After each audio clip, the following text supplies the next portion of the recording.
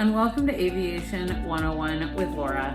I want to do a follow-up on a video I made not very long ago about the FAA's new reauthorization bill 2024 and some comments I made about aircraft dispatchers. But I do want to say also special thanks to Listener.io for sponsoring today's video. Listener.io is a safe place for online counseling, especially catering to pilots. So check it out. I have a referral link in the description, and you can use my own code, which is also in the video description, for a discount.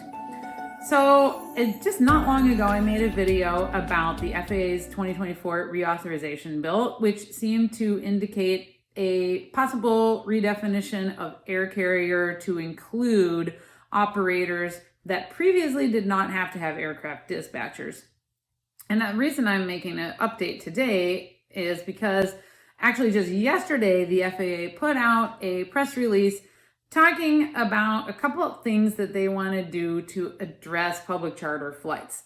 Now, I had a video that I made a while back. I'll link to this in the video description, actually kind of sounding my concerns about JSX and how they were seeming to exercise a loophole in the regulations, allowing them to operate what appeared to be scheduled flights, but that technically were charter flights, but with a company that was dictating the schedule to their own separate company, but they're in the same building.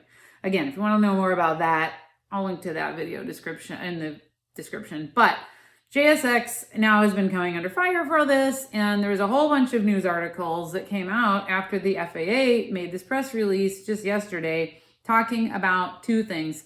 The FAA is saying that they are going to start a rulemaking to amend Part 110, which has the definitions of scheduled and on-demand and supplemental, which it seems to be indicated from their press release that public charters then are going to be operating under the same safety rules of other types of non-public charter operations.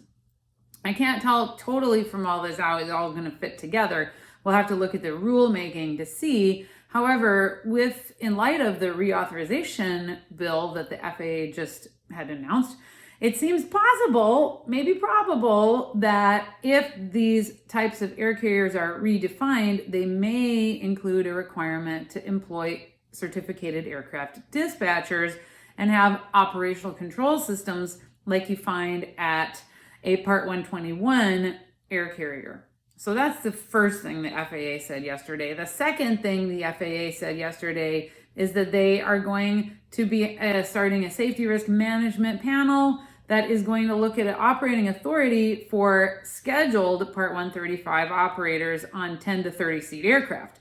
So again, that 10 to 30 seat aircraft is interesting because again, JSX has 30 seat aircraft for every bit of its operations so that it can, again, exploit this loophole. Watch my other video for more on what the loophole all involves.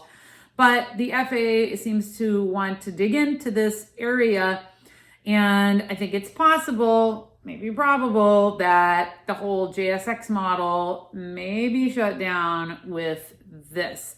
So what the FAA really is about, it's not to like ruin JSX, but essentially it's to protect the safety of the traveling public. And I have been, a proponent of aircraft dispatchers for a long time. Of course, I am a dispatcher. You can watch other videos about that and how to be an aircraft dispatcher.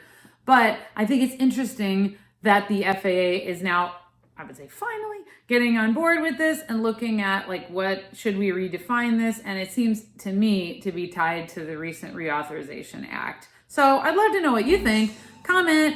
Don't forget to tell me what you think. Do you think this means there's going to be dispatchers for Part 135 aircraft operations, or what? What do you think is going to come out? And we will watch for that rulemaking to come out for sure, because that might be a little more clarity there. But don't forget to like and subscribe, and have a fantastic day.